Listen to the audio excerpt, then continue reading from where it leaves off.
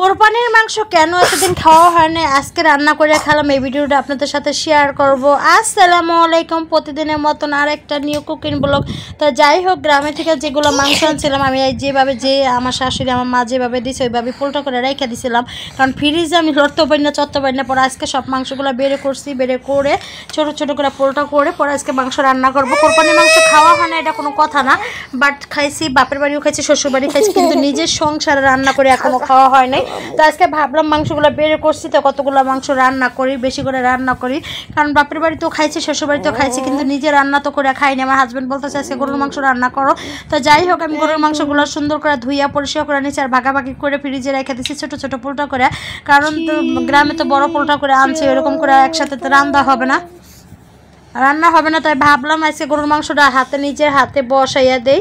তো সব মশলা দিয়ে হাতে ভালো করে মাখাই নিয়েছিলাম, কারণ কোরবানির মাংস রকম যত হাতে মাখাই নেবেন তত কম ভালো লাগে, আর এই মাংস রকম খেতে কম অনেক স্বাদ লাগে। কারণ কি আমি দেখছি কেনা মাংস থেকে কোরবানির মাংসটা যখন রান্নার শেষে যখন প্লেট ভরে খাওয়া হয় ভাতের থেকে, মানে এক্সট্রাভাবে খাওয়া হয়, খাবারটা যে কী ভালো লাগে। আমরা আজকে খাবো, আমার হাজব্যান্ড বলতেছে কোরবানি মাংস খাইছি কিন্তু প্লেট ভরে খাওয়া হয় না। তো ভাবলাম আজকে মাংসগুলো রান্না করে একসাথে বসে আমরা সবাই খাবো।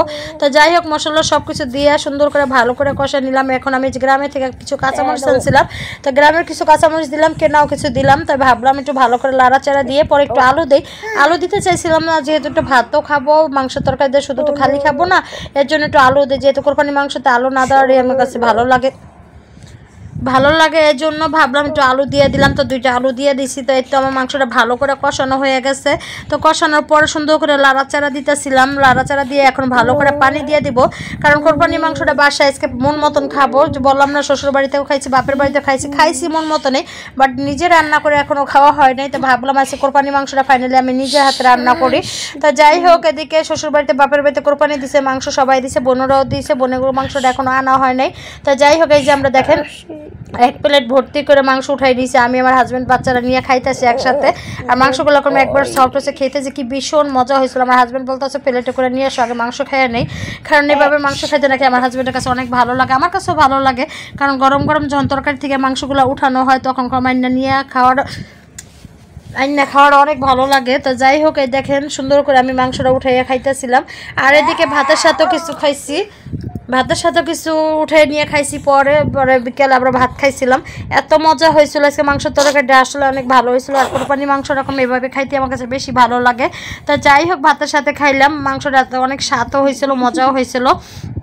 তো ফাইনালি কোরবানি মাংসটা রান্না করে খাইলাম, এত স্বাদ হয়েছিল। কে আমার মতন শ্বশুর বাড়িতে বাপের বাড়িতে খাওয়ার পরে ঢাকা এসে রান্না করেন না, এখনও করছেন, একটু অবশ্যই কমেন্টে জানাবেন। আর অবশ্যই বলবেন যে ভিডিওটা কে কোন জায়গা থেকে দেখছেন, একটু কমেন্টে জানাবেন। আমি কোন ঢাকা থেকে বলতেছি, আপনারা কোথায় থেকে বলছেন অবশ্যই কমেন্টে জানাবেন। তো যাই হোক, সালাদ নিলাম, শসা নিলাম, মাংস ঝোলদা মাখাই নিলাম, এত ভালো হয়েছিল।